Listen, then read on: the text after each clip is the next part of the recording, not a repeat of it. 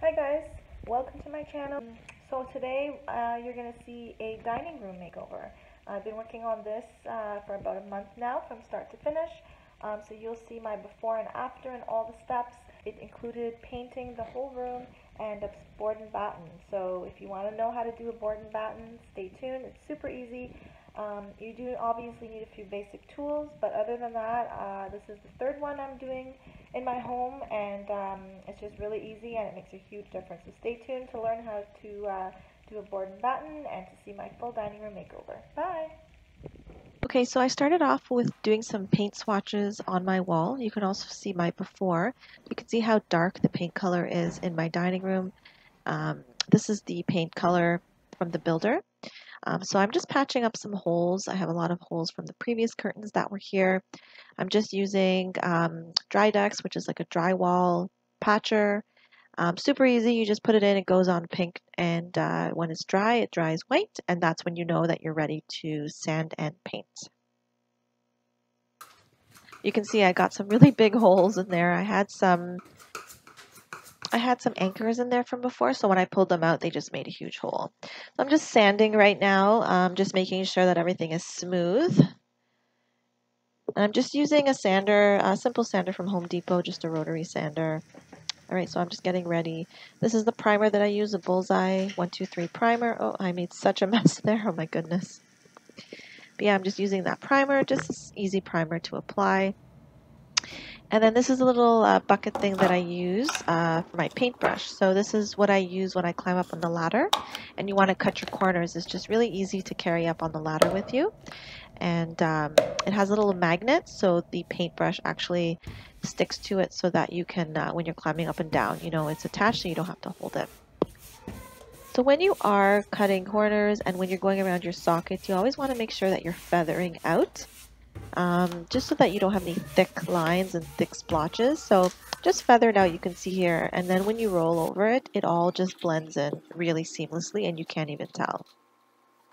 So this is actually, this is already the paint. I'm just doing, finishing up, I'm doing the second coat now, and I'm just moving around the room. I didn't put any painter's tape up there. It's actually really easy once you get the hang of it. You want to start your first line just below the ceiling line, and then you want to go back and pull that paint back up.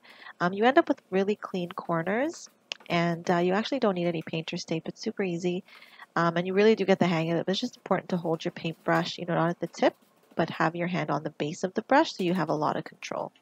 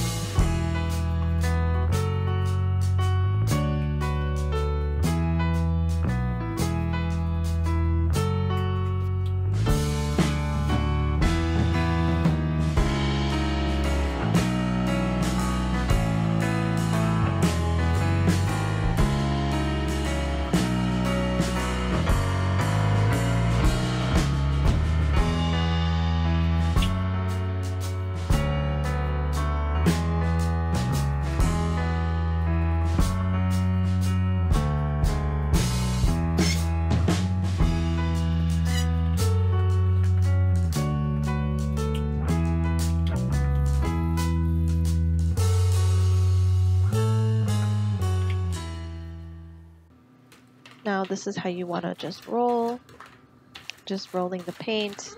This part I find really fun. I don't like cutting corners. I find it very tedious, but I do love to roll the paint on the walls. Just want to make sure you're doing long strokes evenly and then going back over the stroke that you did before just to get rid of any lines. And this is what it looks like at this point. It's just painted, and you can see I put on the first board already at the bottom there. I'm just doing the perimeter. All right, so this is what we have so far. I did the perimeter of the room. The gaps are no big deal because they'll get filled. So here we are just measuring. We're measuring the distance between the end of the board to the other board of my perimeters. What are you doing, Zoe? Are you taking a break from construction? No, I think they're so long. All right, guys, so here I am. I'm taking the boards. I'm just spacing them to make sure my spaces are distant and to see where I want it. So basically, there's a lot of calculations online of how to figure out the spacing between boards. I'll link it below, but it's really up to you. Typically, anywhere from 18 inches to 24 inches between boards is what people typically do. It tends to look the best, but I mean, you can always go bigger or smaller if you want to, or if you need to work around any outlets. But for me, I decided to go with 19 inches between boards. And then I am just putting them on the wall, just looking back, and I'm just making sure that I like what it looks like. All right, so now I'm just putting them up and I'm measuring, or I'm leveling it actually. I just want to make sure that the boards are level. It's really important. Once you nail them in, it's a lot harder to fix after. And then I'm just going to use my nail gun and nail them into the wall. You always want to try and find studs if you can. If you don't have studs, then you should use some like a glue that they sell for drywall, and then you can only use a couple nails. For me, I'm going into studs actually, so I'm just using that. The only reason I don't like using glue is because if you do ever want to take down your boards or change it, it pulls apart your drywall and you pretty much can't patch it, it's destroyed. Whereas with nails, you just pull it out, you can patch up the little holes, and then your drywall looks just fine.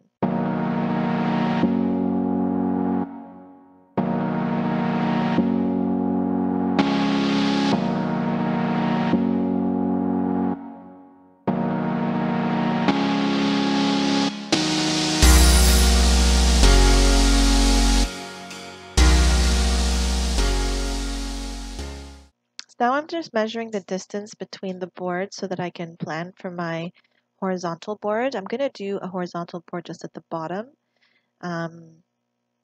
instead of doing the typical grid. So this is what it looks like once I'm done. I got this idea off of Pinterest and I really liked it because I feel that it makes the ceilings look even taller. These are 10-foot ceilings, but this room does have a bulkhead. So I feel that with this vertical design, it just makes it look grander. Now don't worry about these gaps. We're going to fill it with some putty. And it's totally normal to have. You don't want to have large gaps, but a little bit is okay. So here I am. I'm just using the Dry Dex. It's just a pink putty that goes on. You want to make sure that you get it into the cracks. Use your putty knife just to smooth it out. And then once it's dry, it'll dry white, and you know that you're ready to go. Just have fun with this. I don't know, I find this process really relaxing for some reason. I like filling the gaps and cracks. I just find it relaxing to smooth it out.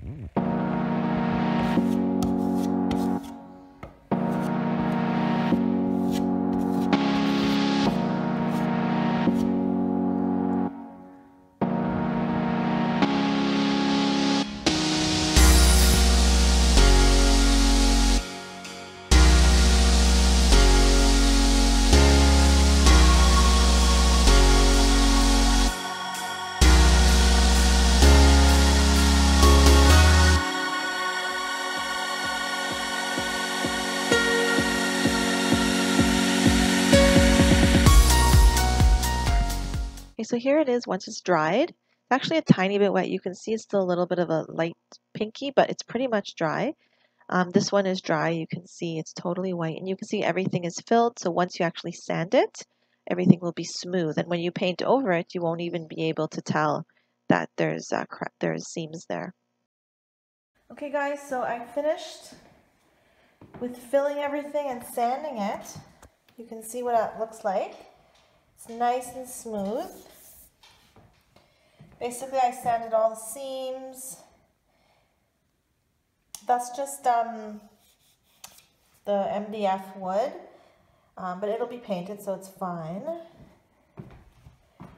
So yeah, you can see what everything looks like. It's nice and smooth. This is what the wall looks like.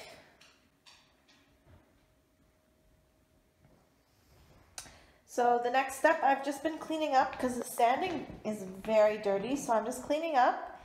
I'm going to wipe everything down, get all the dust off the wall, and then I'm going to wash the sheets so that they're not dusty, lay them back down, and then I'm going to start with the painting. So yeah, this project is almost done, guys. It's so easy, honestly. It's just messy. I mean, when it comes to sanding, it is messy. I don't know if you can see, but, well, I guess you can't see, but I wiped down my table. It was full of dust. Dust is just everywhere, but easy, easy, easy project. All right, please ignore my robe, but I'm just doing the caulking now. This is probably one of the most important steps. The caulking just gives it that professional look. It makes it look seamless with the wall. It is a step that you just cannot miss. And it's actually really fun. I find caulking relaxing too. You want to make the smallest hole possible in your little applicator. It's always better to have a little bit less than too much because you can always add more later. But you just want to run it up and down at a steady pace. You want to run it and squeeze it at the same pace so that you don't get too much. If you get too much and then you try and wipe it away, you'll get something called snowplow, which is just too much. It's going to spread out to the seam. So here I am just taking my finger and just rubbing it down. And you also want to have a wet cloth or wet paper towel with you just to wipe your fingers as you go, and it does get quite messy. So here I'm just taping up the side where the board meets the other wall because I am using different colors. This main wall is going to be a pure white, and then the other part of the room is sort of a classic gray color. So I just taped it off so that when I am painting, it doesn't get on the wall. So I am using the Benjamin Moore Aura paint. For the trim, I'm going to be using Chantilly lace. I'm not going to lie, this paint is expensive. This little can cost $38 Canadian with tax. But it's my dining room, and you know, there'll be food, kids running around, touching the walls, and I just wanted a really durable and reliable paint. Now I'm just using this tack cloth. It's just like a sticky cloth you can buy from like Home Depot.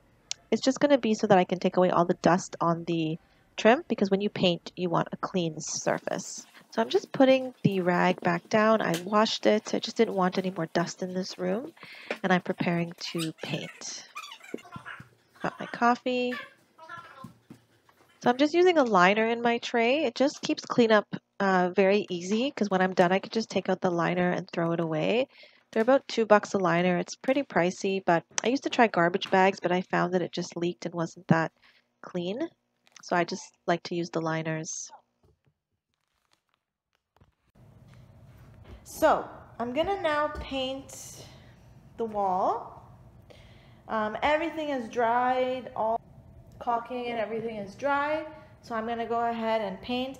I originally painted the wall with Benjamin Moore Oxford White, and it's a beautiful color, but I've just decided to actually go over it with Chantilly lace.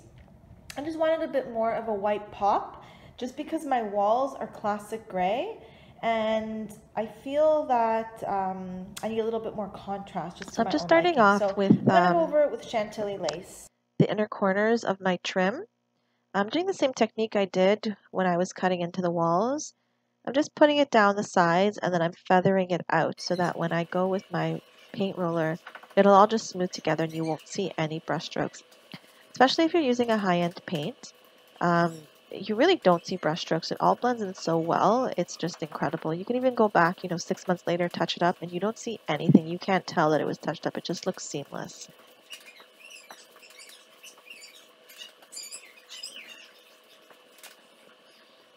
I just wanted to show you guys again how you would hold the paintbrush and how not to. You don't want to hold it by the tip. You want to hold it like this. You want to have a good steady base on it so you have more control.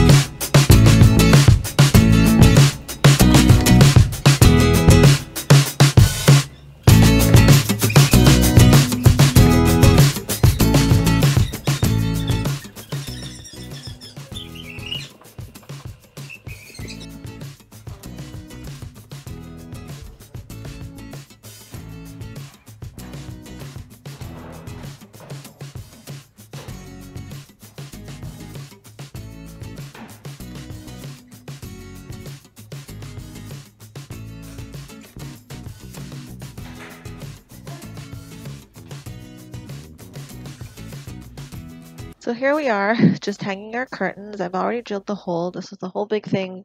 First time the holes were too high and my curtains were too high, so I patched all the holes and then I moved the little hooks down just because the curtains, they should just be sitting on the floor. You don't want them floating.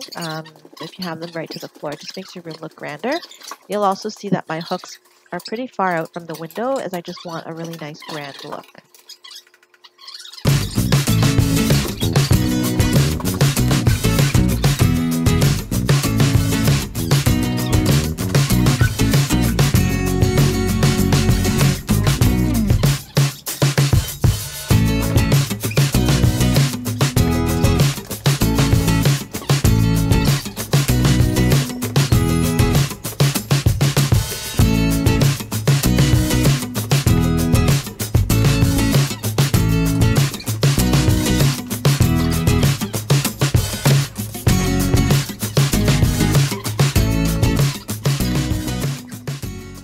So guys, here's what the final product looks like.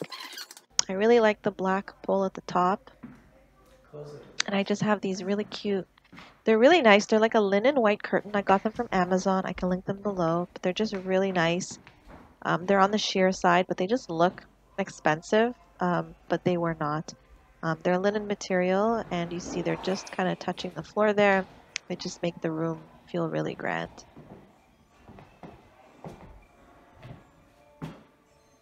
So guys, I'm just going in here with this little steamer that I got on Amazon. I think it was like $50 or $60 Canadian, so it was really affordable. And it's a really great tool. I always have wrinkles in my curtains, and I realized that I should get this little guy so I can get rid of those wrinkles. It just makes the curtain look so much more crisp, and it also got rid of all the wrinkles, and it just looks so amazing. So it has an attachment for gentle material, so I put that on just to be safe. And you just press the button and make your way down, and it just gets rid of the wrinkles instantly. Guys, I don't want you to think this is sponsored. It's not. I have no videos. This is like my second video. I'm, nobody on YouTube. It's just what I bought for my own purposes because I wanted to have my curtains wrinkle-free, and I just heard about these kinds of tools. I bought this with my own money, no discounts, nothing like that.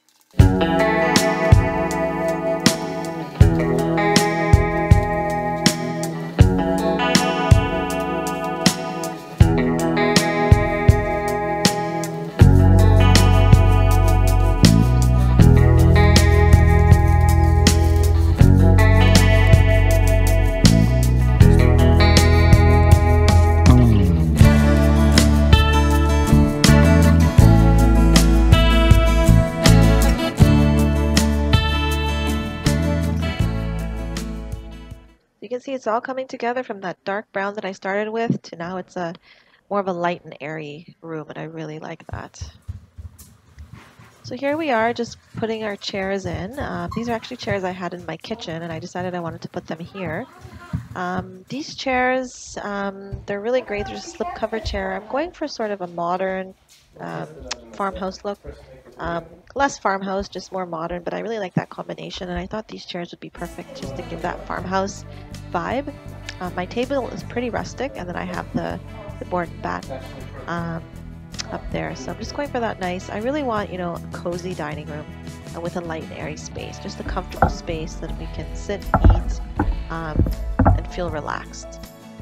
So I'm just playing around with the chairs. I don't know if I want to do them on one side or do captain chairs. I have to go buy 2 more chairs though. I only have 6 and we can fit 8 at this table, so I am going to have to go buy 2 extra chairs. These chairs are actually from IKEA. I was looking, I really wanted slipcover chairs. I was looking, Restoration Hardware, they're just so expensive. So I just started off with these ones from IKEA. All 6 chairs, I think they were like $100 a chair with the slipcover and the chair. So really affordable. And I think it gives that high-end look. I am going to go ahead and iron the bottom of these. They do get quite wrinkly. They just came out of the wash. But you can see sort of the overall look. We're just sort of aligning the table here, making sure it's straight, everything is in order. So this is the final look, guys. This is only step 1. I ordered a new rug, which will be coming in a couple days, and I also ordered a new light. So I will make a separate video once I get my rug and light and show you what that looks like. So this is, you know, what it is at this point. I really like it. I think it's just comfortable, airy. I really wanted airy. I wanted to get away from that dark color. And I think that, you know, the contrast between the classic gray and the whiteboard batten gives enough contrast, and then the white chairs have a pop. So yeah, so stay tuned for my next video, which will be me putting in my new rug and the new light. I'm super excited for that. Please like and subscribe. It doesn't cost you anything, but it would really help me as a new YouTuber kind of get this channel going. I have a lot of home projects I plan on doing, and I will share them all with you, so stay tuned and see you in my next video. Bye!